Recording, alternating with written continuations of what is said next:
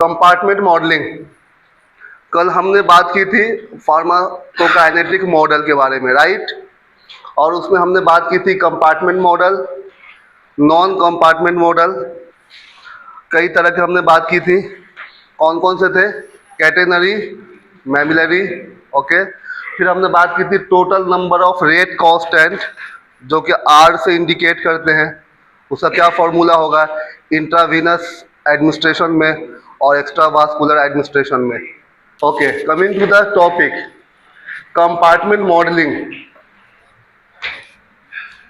कल हमने बात की थी वन कंपार्टमेंट, टू कंपार्टमेंट, है ना। आपको दोनों ही पढ़ने हैं, आपके सिलेबस में दोनों ही मेंशन है। तो आज बात करते हैं one compartment open model. Two compartment हम बाद में पढ़ेंगे, वो है आपके सिलेबस में। आज स्टार्ट करते हैं one compartment open model.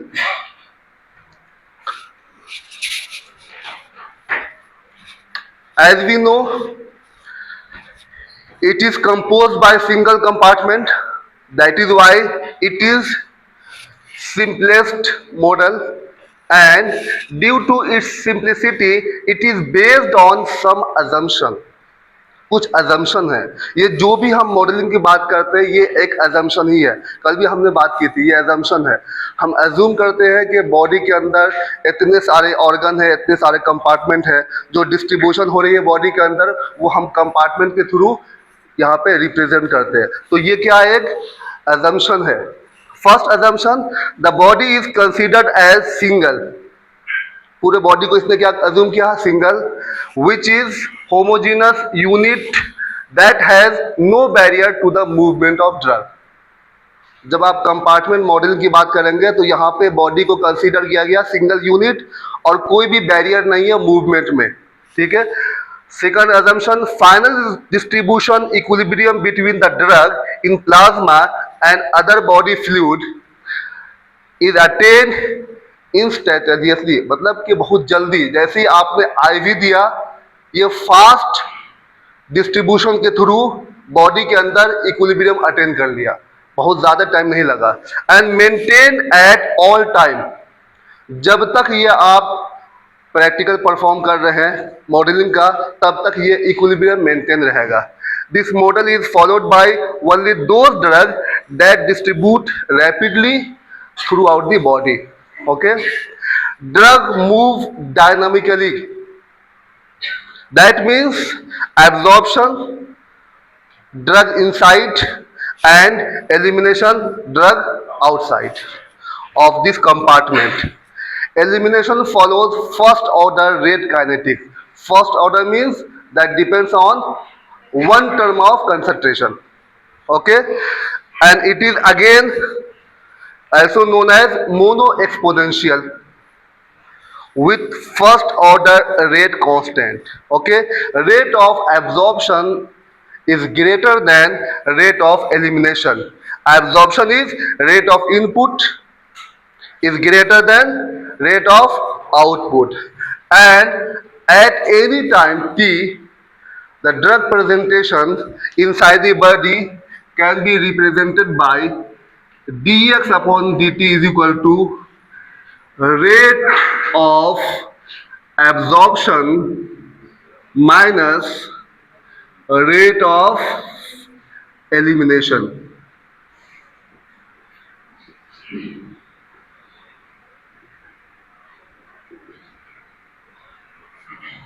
At any time, किसी भी टाइम पे अगर आपको ड्रग प्रेजेंट करनी है बॉडी के अंदर, dx upon dt is equal to rate input minus rate output. Input means absorption, output means elimination. So these are the assumptions।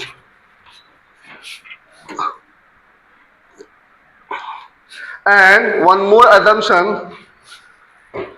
the anatomical compartment is plasma and concentration of drug in plasma is representative of drug concentration in all body tissue। जो body में sorry plasma में जो concentration है वो represent कर रहा है कि बॉडी के डिफरेंट पार्ट में भी उसी प्रोपोर्शनल में कंसंट्रेशन होगी। अगर प्लाज्मा में कंसंट्रेशन कम हो रही है, सेम प्रोपोर्शनल में बॉडी के अंदर कम होगी, अगर बढ़ रही है तो सेम प्रोपोर्शन में बॉडी के अंदर बढ़ेगी। ओके, एंड ओपन हमने अभी पढ़ा है ना, one compartment open model. Open means it indicate input and output are unidirectional and drug can be eliminated from the body. Body से ड्रग एलिमिनेट हो रहा, एक ही डायरेक्शन में है ना, absorption, distribution, elimination, excretion, one direction, reversible नहीं है, one direction, open. ठीक है, तो ये तो हो गए assumptions. Now the first compartment is one compartment open model where it is instantaneous distribution, that means rapid distribution.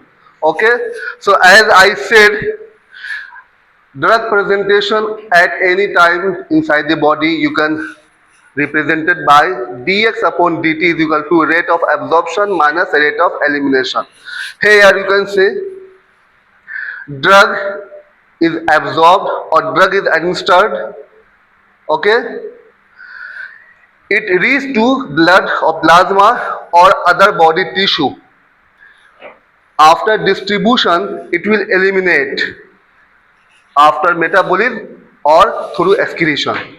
So first part is known as absorption part, where it is represented by absorption rate constant Ka. Okay, after absorption drug का क्या होता है, metabolism, उसके बाद वो body से excretion होता है. So this is called elimination part, where you can represent by elimination rate constant, that is Ke. Here it is mention input or absorption, here it is output or elimination. So on the basis of rate of input or rate of absorption, we have 4 types of compartment model. How many types? 4 types. First, one compartment open model, IV bolus. Second, one compartment open model, IV infusion. And then third and fourth, it is extravascular administration. First is zero order absorption, second is first order absorption. First वाले 2 IV हैं, एक bolus एक infusion, second वाले 2 EV extravascular, first zero order absorption, second first order absorption. Okay, now coming one by one. First is one compartment open model IV bolus administration. One compartment open model IV bolus administration. IV bolus है और IV infusion बाद में हम पढ़ेंगे, दोनों में थोड़ा difference है. IV बोलस में एब्जॉर्प्शन नहीं होता, एब्जॉर्प्शन पार्ट की जरूरत नहीं है. ठीक है, सिस्टेमिक सर्कुलेशन में दोनों ही जाते हैं, ये बहुत फास्ट जाते हैं. जैसे आपने इंजेक्शन लिया 100% चली गई, that is called IV bolus. ठीक है, so here it is mentioned the drug which distribute rapidly in the body when given in the form of IV injection या IV bolus. जो इंजेक्शन हम लोग लेते हैं उसी का दूसरा नाम है IV bolus. It takes about 1 to 3 minutes for complete circulation.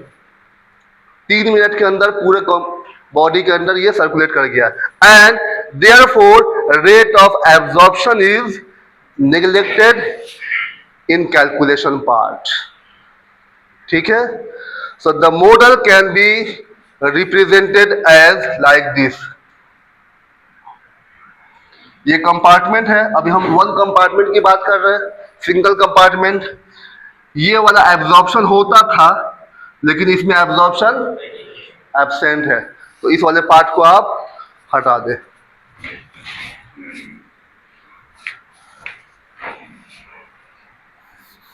अगर दो कंपार्टमेंट होता तो हम डिस्ट्रीब्यूशन वाले पार्ट को भी शो करते, यहाँ पे एक ही कंपार्टमेंट है तो डिस्ट्रीब्यूशन का तो कोई मतलब ही नहीं है। सो सारी प्रोसेस होने के बाद फाइनली ये बॉडी से एलिमिनेट हो जाएगा। ओके, इसको क्या लिखेंगे? के ई। ठीक है, ये वाले टर्म आपको याद होनी चाहिए। ड्रग को जब आप प्रेजेंट कर रहे हो बॉडी के अंदर किसी भी टाइम पे, that is known by dx upon dt is equal to rate of absorption minus rate of elimination.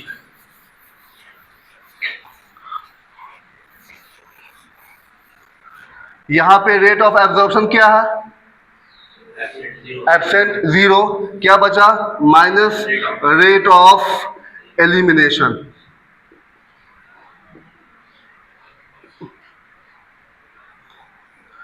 dx upon dt. Okay,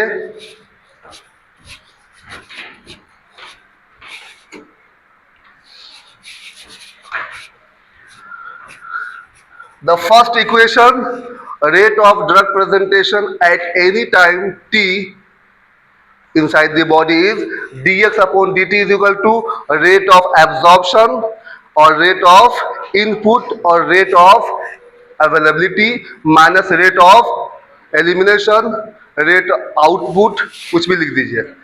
This is first equation.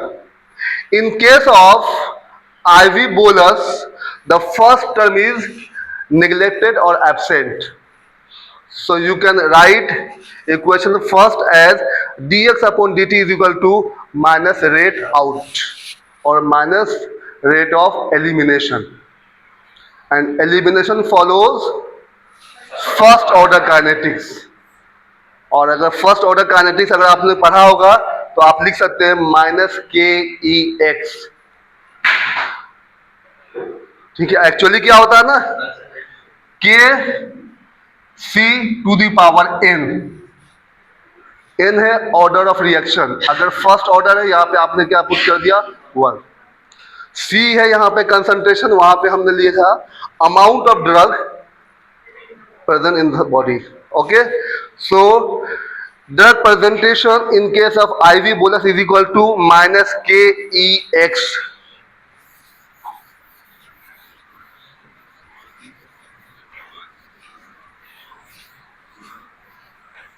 Where KE is elimination rate constant, rather it is first order elimination rate constant. Okay, x amount of drug inside the body at any time t which is remaining to be eliminated. ये body के अंदर है, इतना amount ये body से eliminate होना है।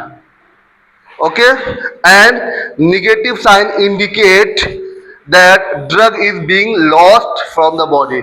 जैसे जैसे टाइम पास होगा कंसंट्रेशन डिक्रीज होना शुरू होगा, वो नेगेटिव साइन इसी चीज को इंडिकेट कर रहा है, right? So you have how many equation? 1, 2, 3. Now after integration of equation number third,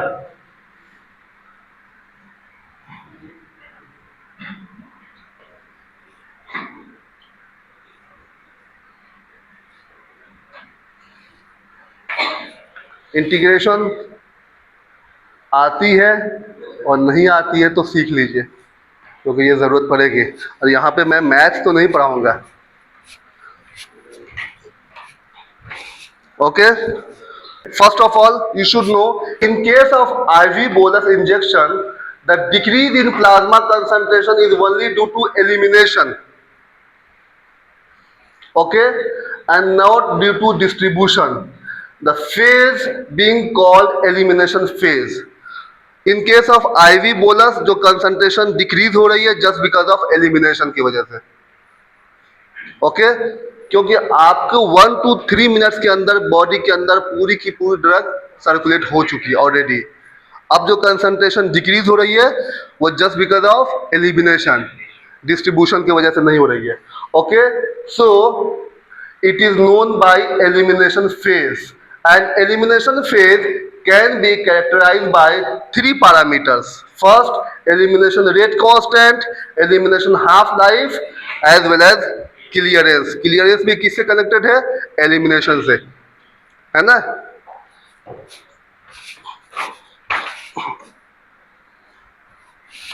now after integration of equation number third we have, जब आपको dx अपॉन x लिखोगे इंटीग्रेशन के बाद, इसको आप ऐसे लिख सकते हो ln x minus ln x not.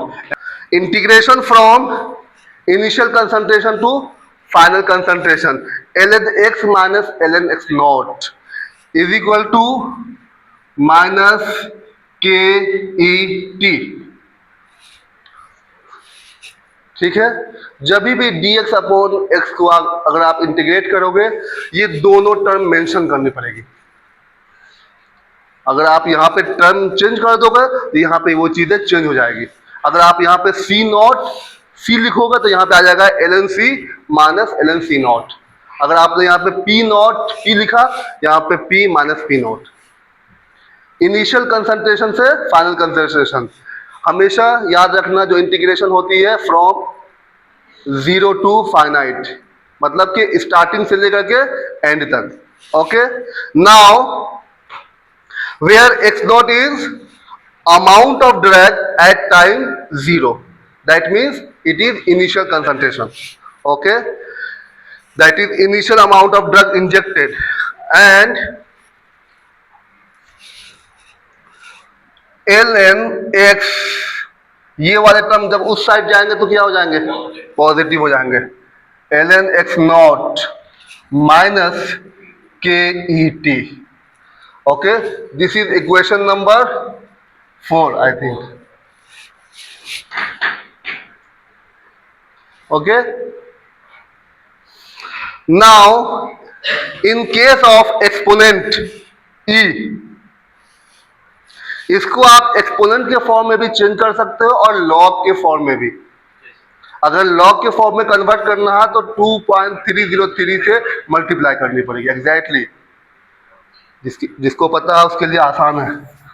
तो अगर आप पहले लॉग में चेंज करते हैं 2.303 log x is equal to 2.303 log x naught minus K E T.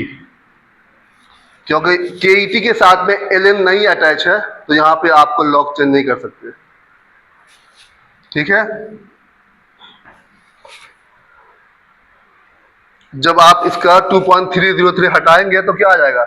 log x is equal to log x naught minus K E T upon 2.303. Yes. और जब आप ग्राफ प्लॉट करेंगे log x versus time,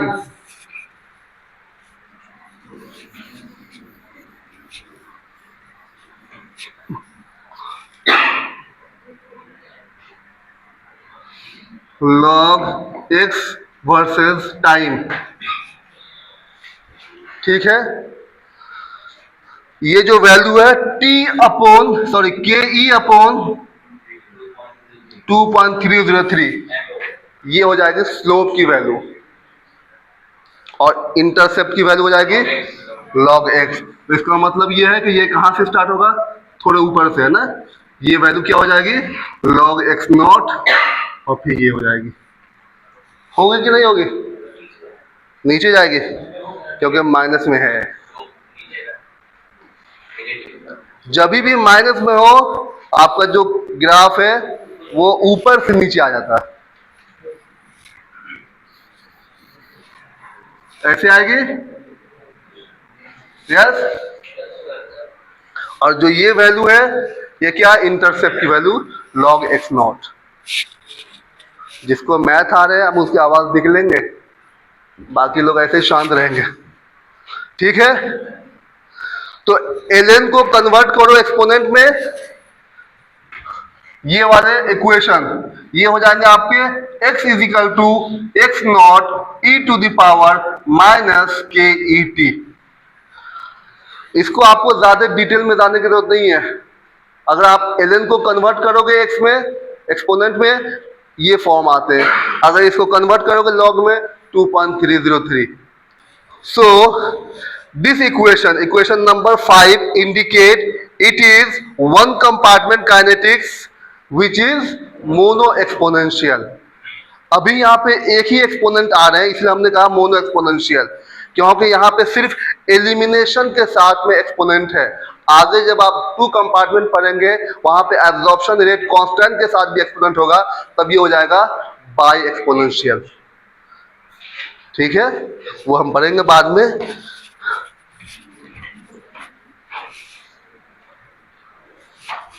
okay, so equation number 6 जो हमने यहाँ पे बताई है लॉग के टर्म में, log x is equal to log x naught minus K E T upon 2.303, है ना।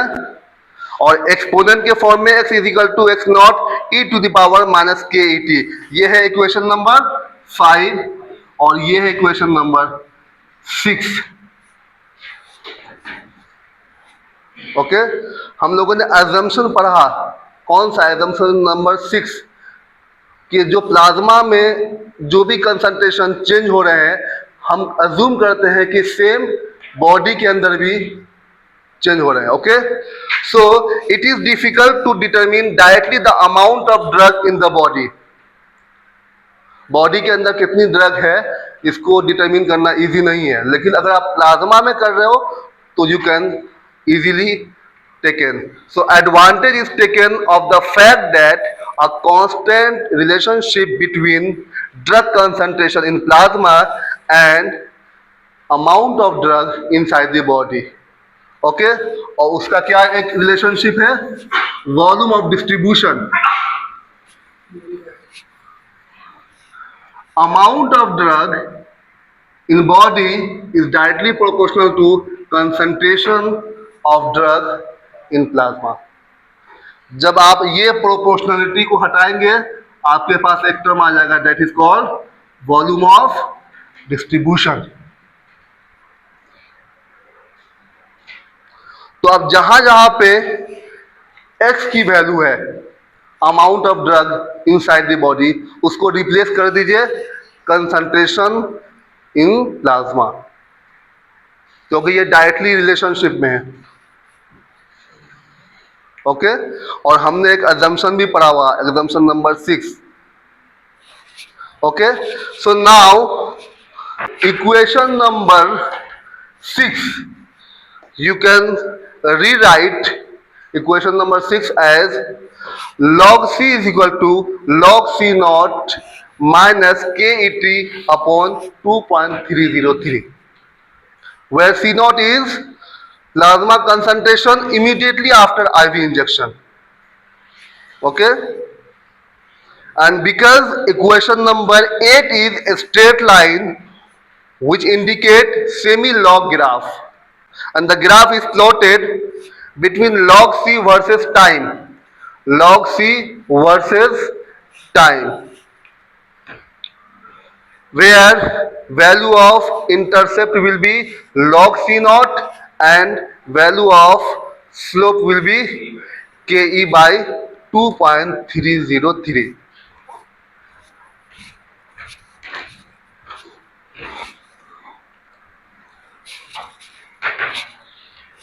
This one, log c means concentration versus time. Okay, so value of slope is ke upon 2.303 and value of intercept will be log c naught. Is it clear? ये वाले जो value है क्या ये सही दी हुई है? के ई अपॉन 2.303 जो नीचे वाली वैल्यू है क्या ये सही है? यहां से देखो सही है, कुछ गलत है उसमें, कोई एक आध टर्म मिसिंग तो नहीं है? क्या है equation? Equation number 8, log c is equal to log c naught minus के ई टी अपॉन 2.303 और ग्राफ किसके किसके बीच में प्लॉट है, लॉग सी वर्सेस टाइम। तो स्लोप की वैल्यू क्या हो जाएगी, के ई अपॉन 2.303 माइनस के। अब देखो इस वाले वैल्यू को आप यहीं रहने दो, बाकी सारे टर्म इस साइड आ जाने चाहिए। Log C minus log C naught is equal to minus K E T upon 2.303। ठीक है, ऊपर किसकी वैल्यू है, के ई अपॉन 2.303। के ई अपॉन 2.303 क्या हो जाएगी, log C minus log C naught upon time is equal to minus K E upon 2.303। यहां पे क्या एक्स्ट्रा टर्म दिया हुआ, ये वाला 2.303 होगा, ये नहीं ना होगा। ओके, तो ये गलत है एक्चुअली में, नीचे में जो 2.303 है वो नहीं होगा। ओके, तो ये हो गए आपके first term. Now elimination rate constant. IV bolus में हम सिर्फ और सिर्फ एलिमिनेशन की बात कर रहे हैं, एब्जॉर्प्शन की बात नहीं कर रहे हैं। क्यों, क्योंकि एब्जॉर्प्शन पार्ट इसमें एब्सेंट है और साथ में जो कंसंट्रेशन डिक्लाइन हो रहा है वो just because of elimination, not because of distribution. Okay, in case of elimination rate constant, as we know elimination can be done from urinary excretion, metabolism, biliary excretion, pulmonary excretion and other mechanism। Main जो होते हैं excretion वो होते हैं renal excretion, उसके अलावा जो non renal है उसमें ये सारे के सारे भी आते हैं। तो जब आप कंसीडर करोगे तो ये सारे टर्म को आपको कंसीडर करनी पड़ेगी। सो के is additive property of rate constant for each of this process and better called overall rate constant which is indicated by Ke, which is equal to Ke small plus Km plus Kb plus K1 and so on। जितने भी elimination process है वो सारे के सारे इसमें add होते जाएंगे, है ना। कौन कौन से हैं, urinary excretion, metabolism, biliary excretion, pulmonary excretion और भी जो भी मैकेनिज्म है। Now, fraction of drug excreted from any one compartment। अगर आप फ्रैक्शन की बात करें किसी सिंगल कंपार्टमेंट से तो क्या होते हैं वैल्यू, इस कंपार्टमेंट की value upon total compartment. Okay, for example fraction of drug excreted unchanged in urine Fe is equal to Ke upon K total। Similarly, in case of metabolism, Fm Km upon K total। Ke दो बार है, इसको K total count करो अभी, है ना। ये small capital, ये K total. Okay, similarly from bile क्या हो जाएगा, Kb upon K total. Okay,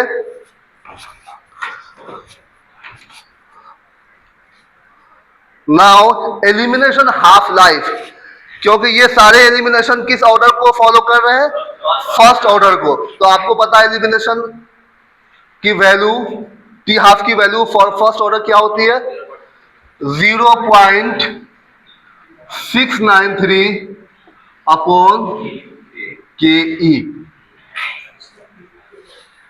ये कई बार पढ़ा हुआ है, इसमें ज्यादा डिटेल जाने की जरूरत नहीं है, बस आपको ये फॉर्मूला याद होनी चाहिए। For first order T half is equal to 0.693 upon K E.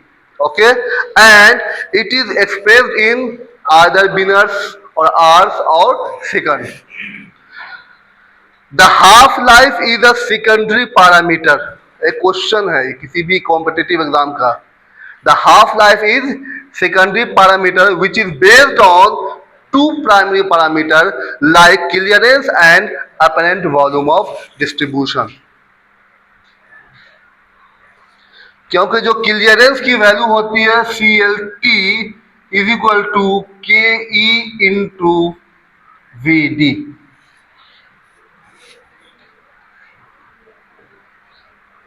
Okay, and in case of T half value of K is mention, तो यहां से Ke की वैल्यू क्या आ जाएगी CLT अपॉन VD. और जब आप ये वाली वैल्यू इक्वेशन नंबर 11 में पुट करेंगे तो आपके पास जो फाइनल फॉर्मूला है टी हाफ का वो है 0.693 upon CLT into VD.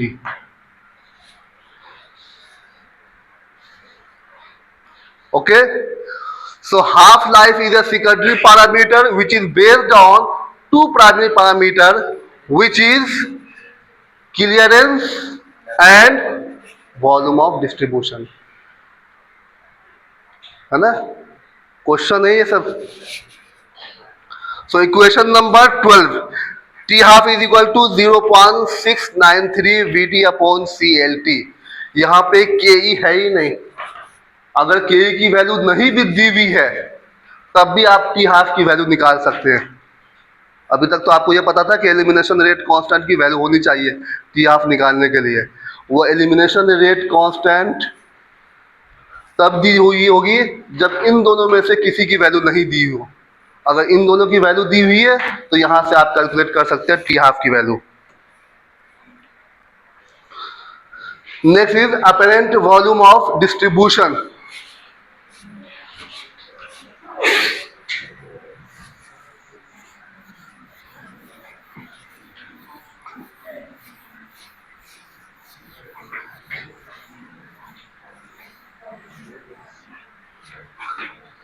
So as we know, two separate and independent pharmacokinetic parameters like clearance and volume of distribution. These are closely related with the physiological mechanism of body, so they are called primary parameters. और secondary parameters क्या था? T half. Okay. So equation number 7. अब आपको तो याद ही नहीं equation number 7 क्या था. Equation number 7 यही था, same. ये वाला equation x is equal to C into VD. इसको चेंज कर दिया. Volume of distribution is equal to amount of drug inside the body upon plasma concentration. Okay, और ये हम किसकी बात कर रहे हैं? IV बोलस की बात कर रहे हैं. Okay, so here in case of IV bolus or IV injection, the plasma concentration immediately by using this formula. क्या formula है? X naught upon C naught, where X naught is equal to IV bolus dose. X naught क्या है? Initial dose. जब आप starting में जो दे रहे हैं IV का वही डोज है. और C naught क्या? प्लाज्मा कंसंट्रेशन पर जो इनिशियल जैसे आपने IV दिया वो कंसंट्रेशन में रीच हुआ उसको बोलते हैं C naught. ठीक है, अब आप इसको कन्वर्ट कर दो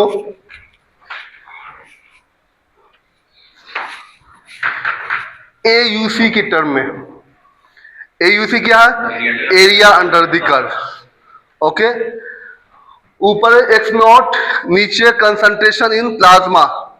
जब हमने वो ग्राफ पढ़ा था कौन सा? प्लाज्मा कंसंट्रेशन टाइम प्रोफाइल, उसमें मेंशन नहीं था प्लाज्मा कंसंट्रेशन, बॉडी कंसंट्रेशन नहीं था, प्लाज्मा कंसंट्रेशन. तभी आपने C की जगह पर ये रिप्लेस किया है ना. और एलिमिनेशन रेट कांस्टेंट. ठीक है, तो इन case of IV bolus you can write volume of distribution at particular area is equal to X naught upon KE into area under the curve. And in case of extravascular, वो हम बाद में पढ़ेंगे, अभी इसके बाद जो पढ़ना है, in case of extravascular administration, volume of distribution will be Fx naught. F represent fraction. IV में तो ये 100% जाएगा, इनिशियल डोज जो भी है, और एक्स्ट्रावास्कुलर में कुछ फ्रैक्शन जाएगा, जो भी फ्रैक्शन जाएगा 35% है तो यहाँ पे 35 आ जाएंगे. F x not upon K E multiplied by A U C, where X not initial dose या dose administered, F is fraction of drug absorb into systemic circulation. IV के केस में यहाँ पे 100%, बाकी एक्स्ट्रावास्कुलर में मेंशन होगा fraction. ठीक है, तो ये क्या है, apparent volume of distribution. The last one is clearance. Basically clearance is a parameter that correlates plasma concentration with rate of drug elimination. Clearance का जब आप फॉर्मूला देखोगे, clearance is equal to rate of elimination upon plasma concentration. Okay, और rate of elimination अभी आपने पढ़ा dx upon dt, और dx upon dt को आपने क्या लिखा था, minus K E x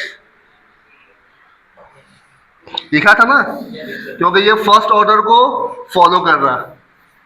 so clearance is equal to dx upon dt upon c, where dx upon dt is minus K E X upon C, and x upon c is volume of distribution minus ke into vd. देखो घुमा फिरा करके यही formula आ रहा है, के E V D clearance सब एक दूसरे से कोरिलेट है, या तो कुछ प्राइमरी पैरामीटर है, कुछ सेकेंडरी है ना.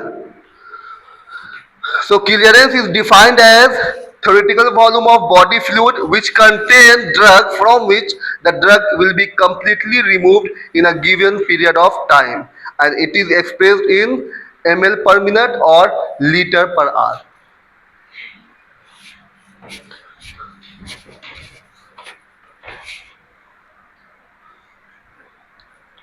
And clearance भी अलग अलग ऑर्गन से होते हैं.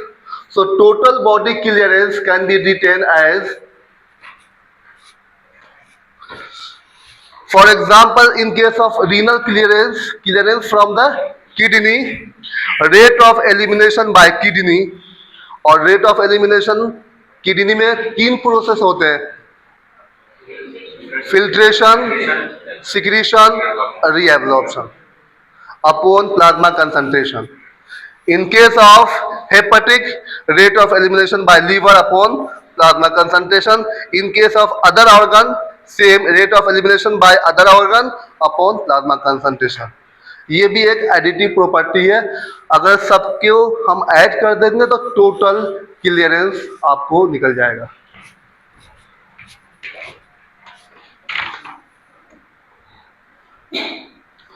So in case of total body clearance, CLT is equal to CLR, CLH plus CL other. Okay, and as I mentioned, total clearance is equal to dx upon dt upon c, where dx upon dt is kex, and x upon c is volume of distribution. So you can write total clearance is equal to total elimination rate constant. ये ke क्या है, total elimination, इसमें भी जितने organ है सबको add किया हुआ, and multiplied by volume of distribution. Equation number 22. So in case of other, अगर किसी पार्टिकुलर ऑर्गन की बात करें, for example renal, clearance is equal to K into V D. In case of hepatic, K M into V D. Okay, and as we know K E is 0.0693 upon T half from equation number 11, वैसे भी आपको याद है. So clearance can be rewritten as CLT is equal to 0.693 VD upon T half. KE की जगह पे हमने क्या पुट कर दिया? 0.693, है ना. क्लियरेंस का ये वैल्यू था ना, ये KE, तो KE की जगह पे हमने लिख दिया 0.693 into VD upon T half. जब आप क्वेश्चन देखेंगे तो आप ये देखेंगे कौन कौन से पैरामीटर्स के वैल्यू दी हुई है और वही फॉर्मूला पुट करनी है. अगर ये वाले फॉर्मूला में अगर एक की वैल्यू दी हुई है या दोनों की, तो आप यहां से निकाल लो. ये वैल्यू नहीं दी हुई है, वैल्यू दी हुई है टी हाफ की, तो फिर आपको ये वाले फॉर्मूला पुट करनी है ना. डिपेंड करता है कि क्वेश्चन में वैल्यू किस चीज की मेंशन है. फॉर्मूला तो ये भी है क्लियरेंस का, ये भी है और ये भी है. Plasma concentration and amount of drug inside the body.